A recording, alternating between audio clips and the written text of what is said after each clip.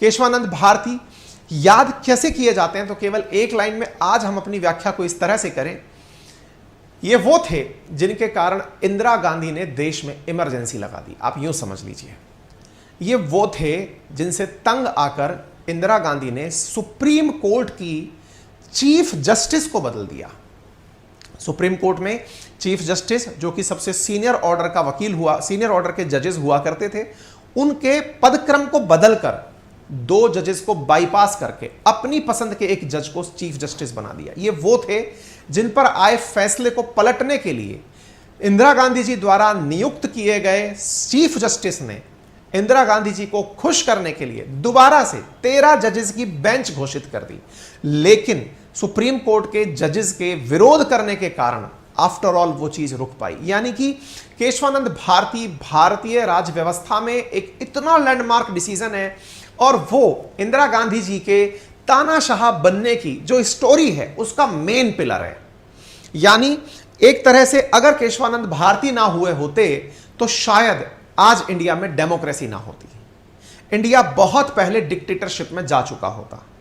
इंदिरा गांधी जी का जो इमरजेंसी का काल था, जिस समय पर उन्होंने इमरजेंसी से जस्ट पहले वो कॉन्स्टिट्यूशनल अमेंडमेंट किए थे जिसके चलते उन्होंने सब कुछ अपने कब्जे में लेने की कोशिश की, पार्लियामेंट के नाम पर सत्तारूढ़ पार्टी के कब्जे में लेने की कोशिश की, सुप्रीम कोर्ट ने कैसे भारतीय संविधान और भारत की डेमोक्रेसी को बचाया, उसकी वानगी है ये। क्या कहानी है, चलिए थोड़ा सा बेसिक रूप से समझा देता हूं, क्योंकि अगर मैं लाइन टू लाइन चलूंगा तो बहुत ज्यादा टाइम लग जाएगा। फिलहाल के लिए हल्की सी जानकारी आप ऐसे जान लीजिए। देखिए, जब हम भारतीय राज व्यवस्था की बात करते हैं तो उसमें एक चीज आप और हम सब अच्छे से जानते हैं जिसका नाम है फंडामेंटल राइट, मूल अधिकार। हम कहते हैं कि भारत के संविधान में जो हमें सबसे ज्यादा जबरदस्त चीज पसंद है वो क्या है? मूल अधिकार, भारत में रहने का अधिकार, जिसके माध्यम से हमें वो शक्तियां दी गई हैं कि एक भारतीय होने के नाम पर, एक इंडियन होने के नाम पर आपको ये सब मिलेगा। यानी देश आजाद हुआ तो इंडियंस को क्या मिला? बोले सबसे बड़ी चीज मिली मूल अधिकार। यानी अगर आपको ये ना मिले तो आप सुप्रीम कोर्ट में शिकायत करने जा सकते हैं। अच्छा साहब, जैसे जैसे आप देश में रहेंगे तो आपको समानता का अधिकार मिलेगा, आपको इक्वलिटी का अधिकार मिलेगा, आपको धर्म की हिफाजत का अधिकार मिलेगा। ऐसे तमाम 7 प्रकार के अधिकार देश की आजादी के साथ हमें दे दिए गए। उनमें 7वां अधिकार प्रॉपर्टी का अधिकार हुआ करता था। यानी कि राइट टू प्रॉपर्टी आपका अधिकार है कि आप अपनी संपत्ति के मालिक हैं। ये अधिकार हमें दिए गए। फंडामेंटल राइट्स जब हम सभी को मिले तो हमने कहा कि इंडिया में रहना एक डेमोक्रेटिक कंट्री में रहने जैसा है, क्योंकि इंडिया अपने आप में लोगों के अधिकारों की रक्षा करने के लिए संविधान बना ली है।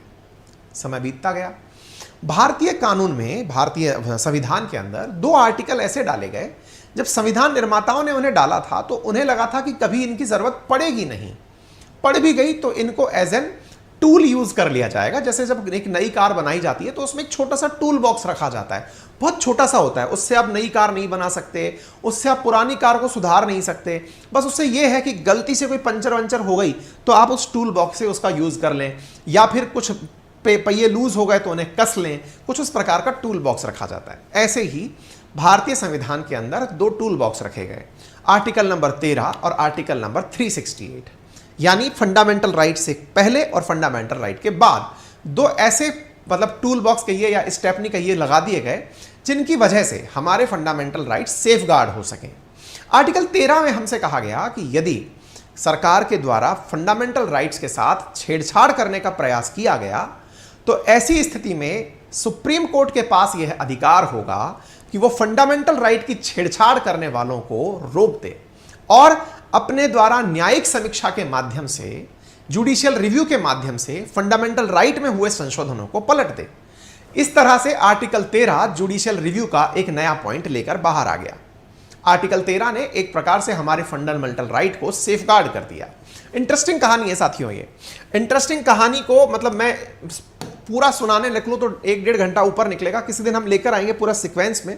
फिलहाल के लिए आप इसे जान लीजिए, है ना। मतलब अभी जब हम एग्जाम ओरिएंटेड आपको क्लासेस देना शुरू करेंगे उन दौरान हम इसके बारे में, सारे केसेस के बारे में, जो भी महत्वपूर्ण चीजें हैं इंडियन पॉलिटी की, उनके बारे में चर्चा करेंगे। तो सबसे पहले चर्चा करते हैं हम किस बारे में? आर्टिकल 13 के बारे में। और जब आप लोग इंडियन पॉलिटी पढ़ेंगे ना तो आपको ये बेहतरीन तरीके से और अच्छे से समझ में आ जाएंगी, ठीक है। अच्छा, दूसरा आर्टिकल था आर्टिकल 368। आर्टिकल 13 में कहा गया था कि फंडामेंटल राइट्स के अंदर संशोधन नहीं किया जा सकता, लेकिन आर्टिकल 368 में कहा गया था कि यदि संसद चाहे तो वो संविधान में संशोधन कर सकती है। संविधान में संशोधन यानी कि अमेंडमेंट कर सकती है। अमेंडमेंट कर सकती है, अमेंडमेंट नहीं कर सकती है। एक तरफ तो फंडामेंटल राइट में संशोधन नहीं किया जा सकता, यह आर्टिकल 13 है, यानी ऐसे ऐसे कानून जो कि फंडामेंटल राइट्स को कम करते हो उन्हें सुप्रीम कोर्ट है वो हटा देगी। और एक तरफ 368 में बोला गया है कि संविधान में संशोधन किया जा सकता है। ये दो आर्टिकल अपने आप में एक दूसरे के साथ ही उलझे हुए थे, क्योंकि संविधान का ही हिस्सा मूल अधिकार है, फंडामेंटल राइट कॉन्स्टिट्यूशन का ही पार्ट है।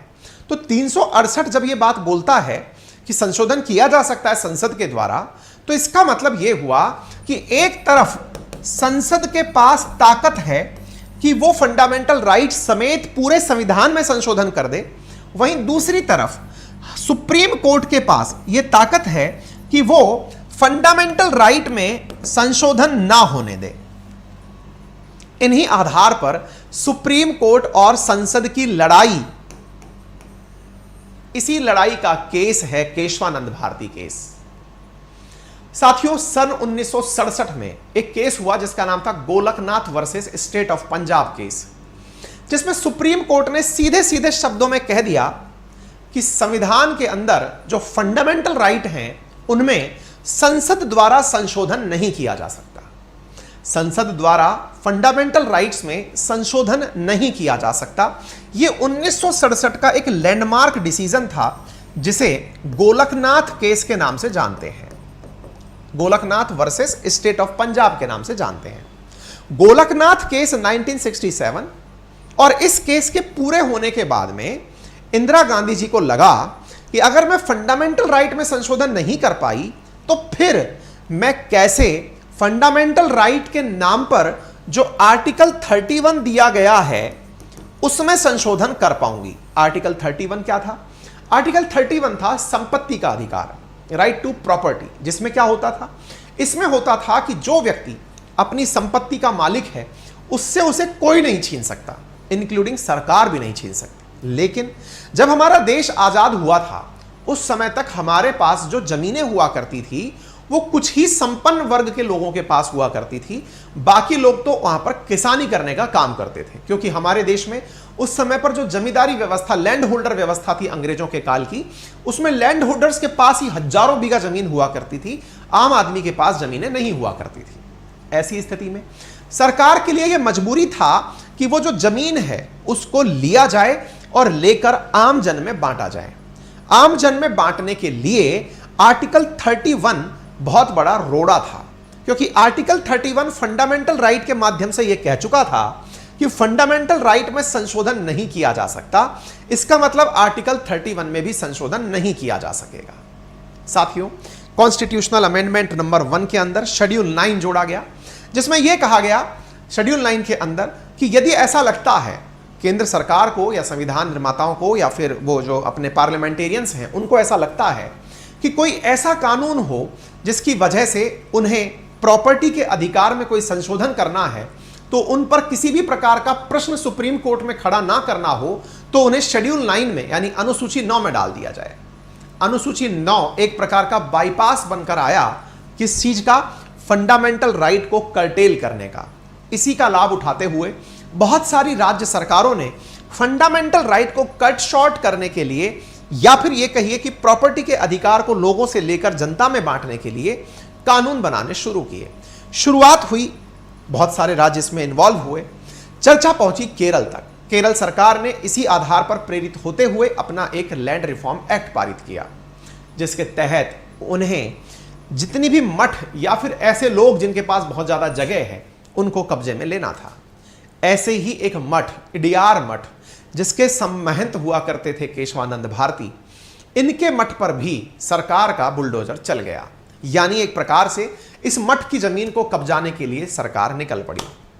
जब जमीन को कब्जाने के लिए निकल पड़ी तो ऐसी स्थिति में केशवानंद भारती सुप्रीम कोर्ट पहुंचते हैं और कहते हैं कि आर्टिकल 31 की पैरवी के लिए मैं सुप्रीम कोर्ट नहीं आया कि राइट टू प्रॉपर्टी मेरा है या नहीं, लेकिन मैं चूंकि एक धार्मिक मठ हूं और किसी भी फंडामेंटल राइट में अगर धर्म की बात की जाए तो आर्टिकल 26 मुझे यह पावर देता है कि मैं अपने धर्म के लिए, अपनी व्यवस्थाओं के लिए जो आवश्यक कार्य हैं उन्हें कर सकता हूं।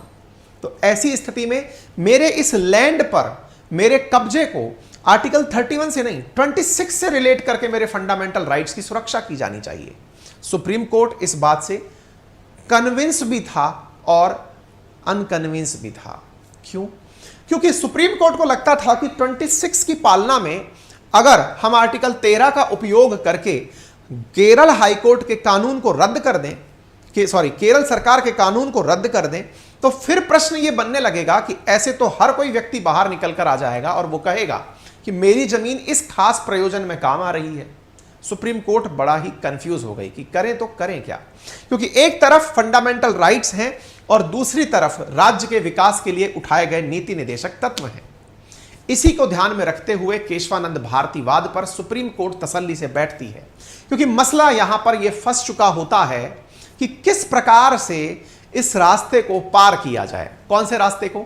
आर्टिकल 13 वर्सेस 368 की लड़ाई को, गोलकनाथ केस के अंदर संविधान में संशोधन ना करना, और इस तरफ से इंदिरा गांधी जी के द्वारा लगातार कॉन्स्टिट्यूशनल अमेंडमेंट नंबर 24, 25, 29 के द्वारा यह प्रयास करना कि मैं संविधान को ही बदल दूंगी, मैं 368 में ही यह पावर डाल दूंगी कि मैं फंडामेंटल राइट भी बदल सकती हूं। मेरे प्यारे साथियों, 1967 के अंदर जब गोलकनाथ केस हुआ था, उस केस के बाद यह निर्धारित हुआ कि सुप्रीम कोर्ट ने कहा कि संसद जो है वो उसमें संविधान में संशोधन नहीं कर सकती, तो फंडामेंटल राइट में संशोधन नहीं कर सकती, तो इंदिरा गांधी जी ने कॉन्स्टिट्यूशनल अमेंडमेंट नंबर 24, 25 और 29 के माध्यम से उन नियमों में ही परिवर्तन कर दिया जिनके आधार पर सुप्रीम कोर्ट फैसले ले रही थी। एक प्रकार से चला यह युद्ध सुप्रीम कोर्ट वर्सेस संसद का युद्ध था, जिसमें एक तरफ संसद खड़ी थी और दूसरी तरफ इंदिरा गांधी जी।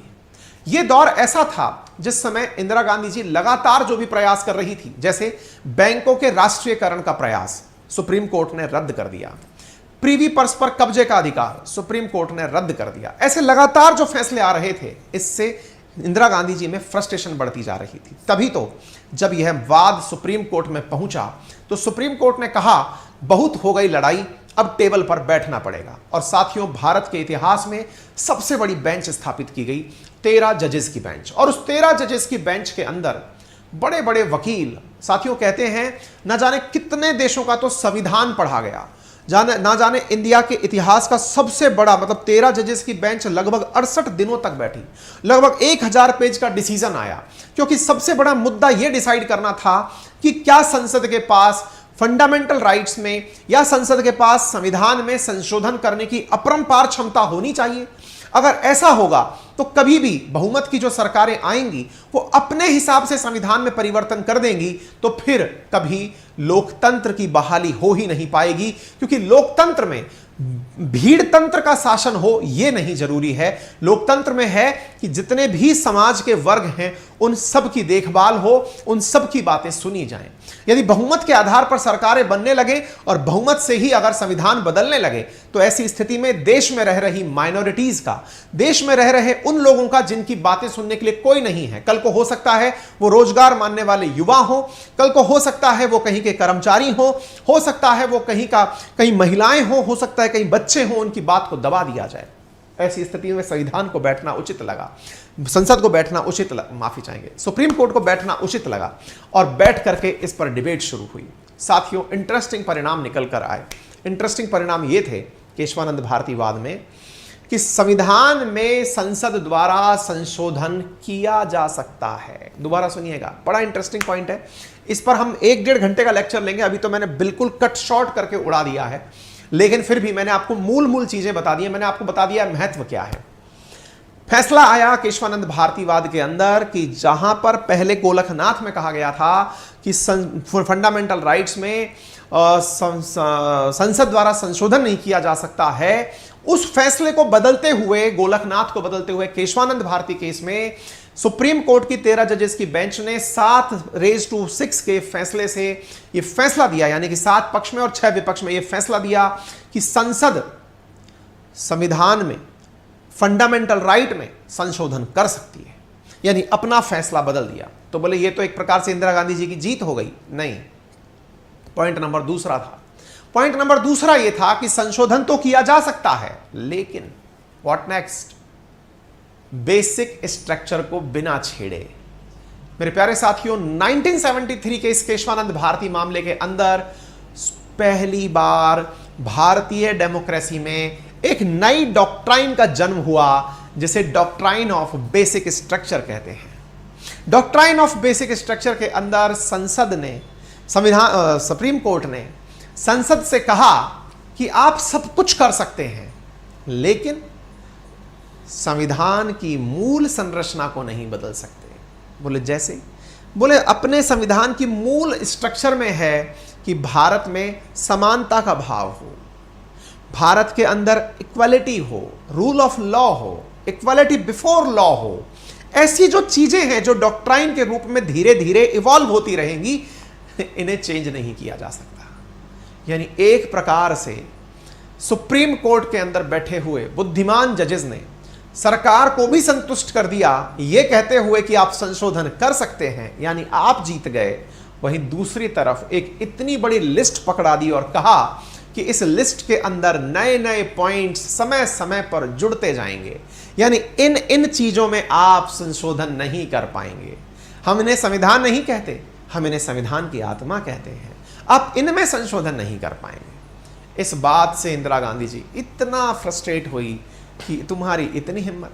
एवं सीकरी करके उस समय जज हुआ करते थे जिन्होंने ये फैसला दिया था, वो जैसे ही रिटायर हुए, उनकी जगह एमएन रे करके एक वो थे, जज थे, जिनको इंदिरा गांधी जी ने 2 पद प्रमोट करके उस पद पर बिठाया। बोले नहीं नहीं नहीं नहीं, ऐसा नहीं हो सकता।